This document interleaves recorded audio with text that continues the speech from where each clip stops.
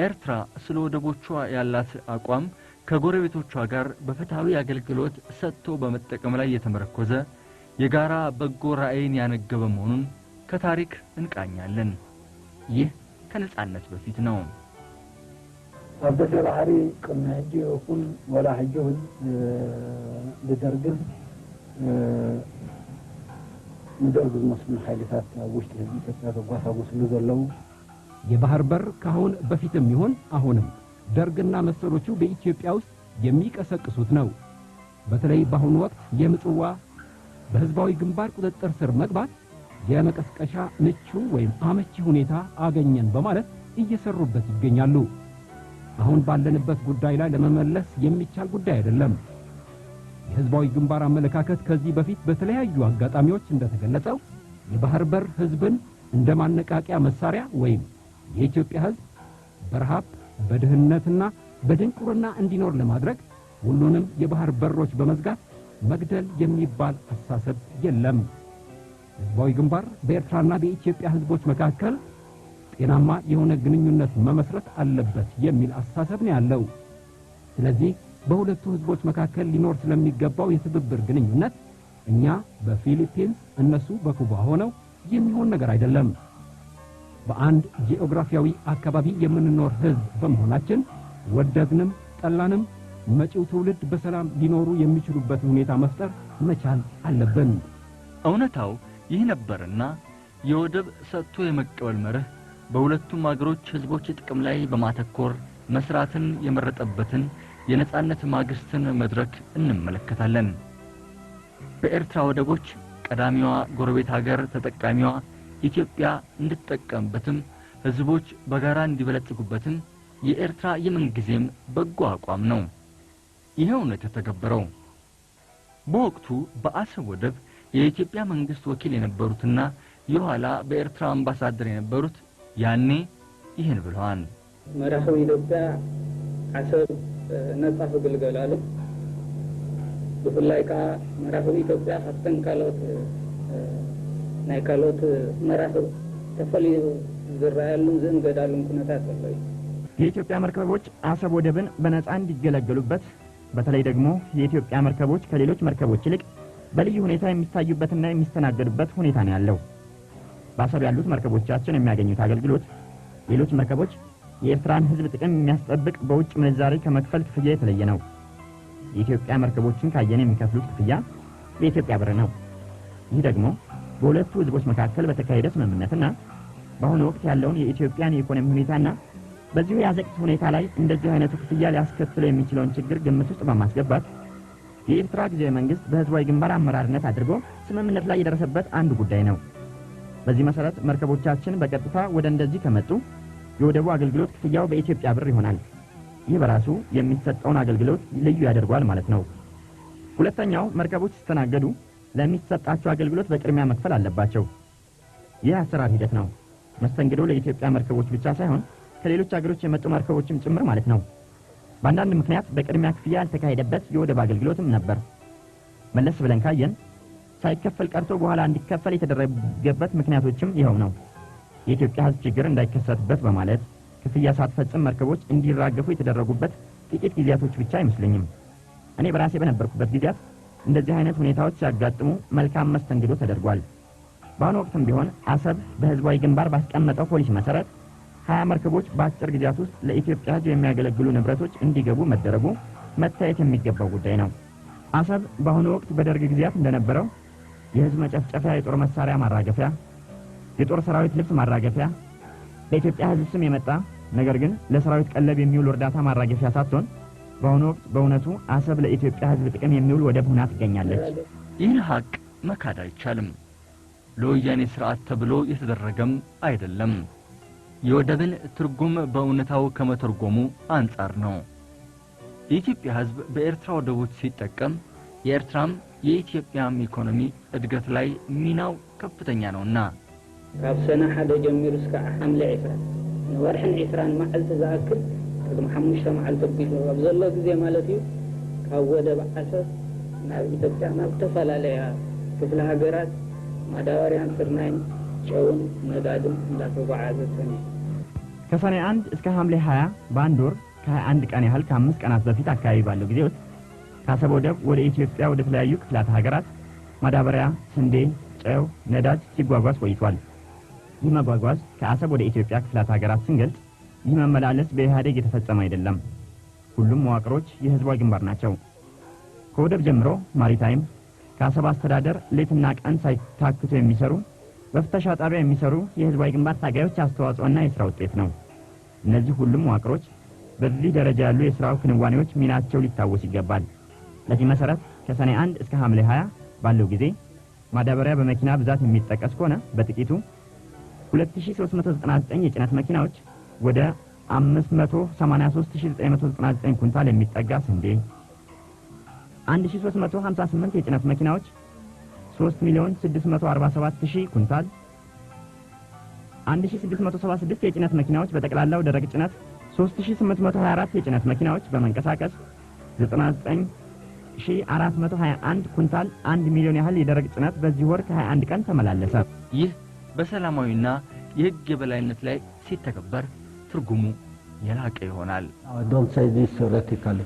I can mention fact because after 91 both Massawa and Assad serviced Ethiopia. Not for the sake of Oyane. If you consider the situation that prevailed between 91 and 97, even before that, when Derg was still in power, I mean, Eritrean ports were on access to a number of commodities, even weapons. Since 91 to 97, it was a clearly defined open policy for us. Improving the situation in Ethiopia, given the challenge of the day, these ports were serving Ethiopia more than Eritrea. በእውነቱ እኔ ስለዚህ ጉዳይ በጽንሰ ሐሳብ ደረጃ ለመናገር አልፈልግም። ጭብጦችን ግን ማጣቀስ እችላለሁ። ምክንያቱም ከ1991 ዓመተ ምህረት በኋላ ምጽዋና አሰብ ኢትዮጵያን አገልግሏል። ይህም ለወያኔ ሲባል አይደለም። ከ91 እስከ 97 ዓመተ ምህረትና ከዚያም በፊት ማለትም ደርግ ስልጣን ላይ በነበረበት ጊዜ የነበረው ሁኔታ ሲታይ የኢትዮጵያ ወደቦች ለተለያዩ ሸቀጣሸቀጥ መሳሪያዎችም ጭምር ማለት ነው መተላለፊያነት ያገለግሉ ነበር። ከ91 እስከ 97 በግልጽ የተቀመጠ ፖሊሲ ነበር። በኢትዮጵያ ከነበረው ሁኔታ አንፃር የወቅቱን ችግር ግምት ውስጥ በማስገባት እነዚህ ወደቦች ከኤርትራ ይበልጥ ኢትዮጵያን ነበር የሚያገለግሉት። በአዲስ አበባው የወያኔ መንግስትና በእኛ መንግስት መካከል ስለተደረሰው ስምምነት ዝርዝር ውስጥ ስንገባ ታሪፍን የሚጠይቀው የአገልግሎት ክፍያ በጣም ትንሽ ነበር። ለኤርትራ የውጭ ምንዛሬ ማግኛ መንገድ ሊሆን ይችላል ብለን እንኳን አላሰብንም ነበር።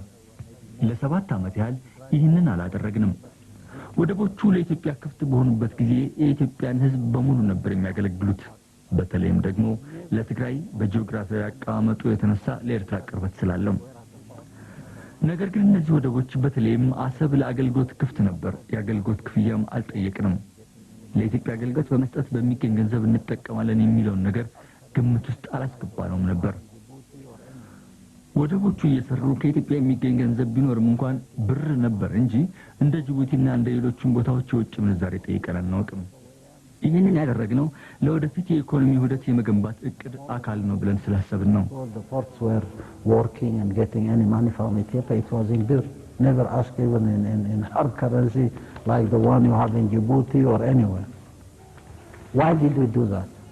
We felt it was part of the broader economic integration plan we had. We could harmonize policies, we can work together, we can benefit by opening the port. የኤርትራና የኢትዮጵያ ህዝቦች ሉዓላዊ ሀገሮች ናቸውና ዓለም አቀፍ ህጎችን ተመርኩዘው የታሪክና ባህል ትስስሮቻቸውን ይበልጥ በሚያጎለብት መልኩ መስራት እስከቻሉ ድረስ የባህርና የወደብ ጥያቄ ከፖለቲካ ጥያቄ ውጭ ይሆናል። ግና ትላንትን የረሱ የሞተ ፈረስ ጋላቢ ፖለቲከኞች እንዲህ ሲሉ ይደመጣሉ። የ1 ሚሊዮን ህይወት የጠፋበት ነገር እያጠቃችሁ እየገለጻችሁ እባካችሁ የሻዕቢያን የመግደል ችሎታ እየገለጻችሁ ልታስፈራሩን አትሞክሩ። የኢትዮጵያን ሕዝብ ለዘመናት ለልቂት የማገዱትና የገደሉት የኤርትራ ሉዓላዊነት የሕግ የበላይነት ለመጨፍለቅ የሞከሩ ገዢዎች የለኮሱት የኃይል ጥማት ነው። በ21ኛው ክፍለ ዘመን ይህን መሰለ ጭፍን ፖለቲከኛነት ማየት አሳፋሪም አሳዛኝም ይሆናል። ከትውልድ ትውልድ የሚዘልቅ መተላለቅን የሚመኝ ፖለቲከኛነት ሕዝብን በስሜታዊነት መናጆ ለማድረግ ከሚመነጭ የእኔ ከሞትኩ ሰርዶ አይብቀል እንስሳዋን ብሂል ይዘክራል። The sky would be the limit for cooperation. I mean, why would the Dubai Ports Authority manage ports in the United States? Why would this authority or any authority... ትብብሩ ወሰን አይኖረውም። ይህም የዱባይ የወደቦች ባለስልጣን በዩናይትድ ስቴትስ ያሉትን ወደቦች ለምን ያስተዳድራል? ይህ ባለስልጣን መስሪያ ቤት ወይም የሲንጋፖር የወደቦች ባለስልጣን መስሪያ ቤት ለምሳሌ ኤደንና የየመን ወደቦች ለምን ይቆጣጠራል፣ ያስተዳድራል በሚለው ላይ በሰፊው መነጋገር ይቻላል። የወደብ የመርከብ ማቆሚያውን ይሰራሉ። የሚፈልጉትን የሥራ ማቀላጠፊያዎች ያሟላሉ። መዋለ ንዋይም በጋራ ያፈሳሉ።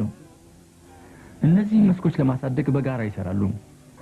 አሰብ ለኢትዮጵያ ኢኮኖሚ አመቺ ወደብ ናት ከተባለ በዚህ ምክንያትና የአሰራር ቴክኒኮችንም ግምት ውስጥ በማስገባት የአሰቡን ወደብ በከፍተኛ ደረጃ እንዲሰራ ማድረጉ ይጠቅማል እላለሁ። ጥቅሙ ደግሞ የጋራ ነው። ኤርትራም ኢትዮጵያም ይጠቀማሉ። ምንም አይነት ችግሮች የሌሉበት ሁኔታዎች ከወሰድን ኢትዮጵያ በውስጧ ሰላም ካላት፣ መረጋጋት ከሰፈነባት ኢኮኖሚያው ያለ ጥርጥር ይጠናከር ይሆናል። በዓለማችን ወደብ አልባ ሀገሮች ከጎረቤት ሀገሮቻቸው የወደብ አገልግሎትን በሰላማዊና ሉዓላዊ የሕግ የበላይነት ተገዥ ሆነው ለጋራ እድገትና ብልጽግና ይሰራሉ። ወደብ አልባ ሆነው ከበለጸጉ ሀገሮች ተርታ የተመደቡት ቁጥርም ቀላል አይደለም። ጥያቄው ስለ ጋራ እድገት ማሰብ ነው። Ports are still becoming an issue, deliberately trying to distort us. Ethiopia is landlocked, this and that.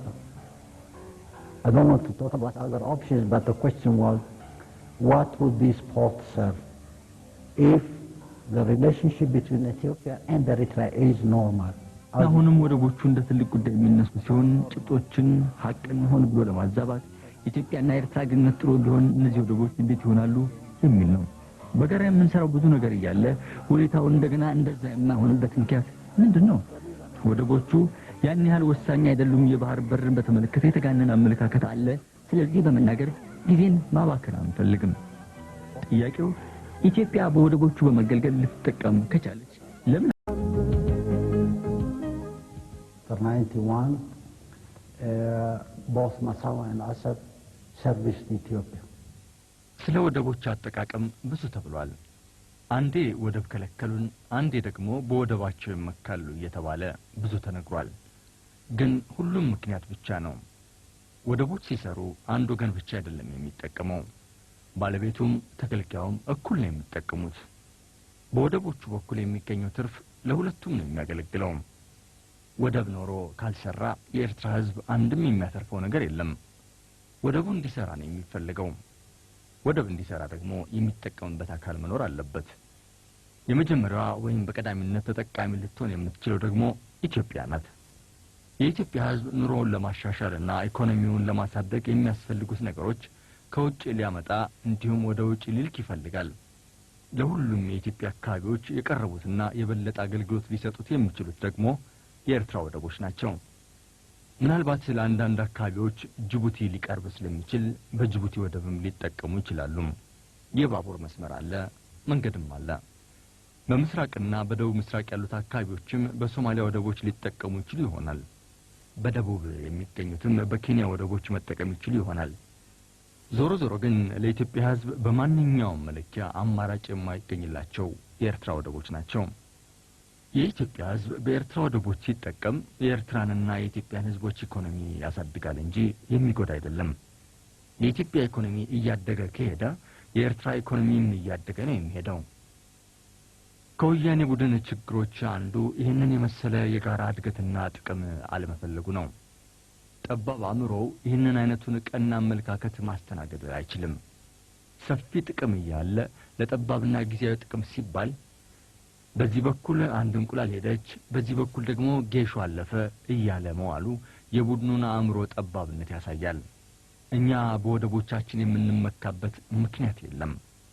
ወደብ አለን ብለን ብንኩራራ ትርጉሙ ምንድነው? አሁን ባለንበት 21ኛው ክፍለ ዘመን ይህ አይነቱ አስተሳሰብ ሊኖር አይችልም። የአእምሮ ችግር ኖሮ ራስህ በአንጎልህ የቀረጽከውን ችግር የሌሎች ችግር ነው ብሎ ወደ ሌላው ማላከኩ የሚያስገርም ነው። እኛ መመካት የሚባለው ነገር በአንጎላችን መተዋወቅም። ለምንስ ነው የምንመካው? እኛም እኮ በሌሎች ወደቦች እንጠቀማለን። ከውጭ የሚገቡ ነገሮችን ስናመጣ በጅዳ ወደብ እንጠቀማለን። የጅቡቲ ወደብ የበለጠ ቢሆን ኖሮም በተገለገልንበት ነበር። የግድ አሰብ ስላለን በአሰብ በኩል ሁሉንም እናስገባ ባላል። ከሌሎች ሀገሮች የምናስመጣቸውን ነገሮች በቀጥታ ከሚገኙበት ሀገር ከማምጣት ይልቅ ከዱባይ ነው የምናስመጣው።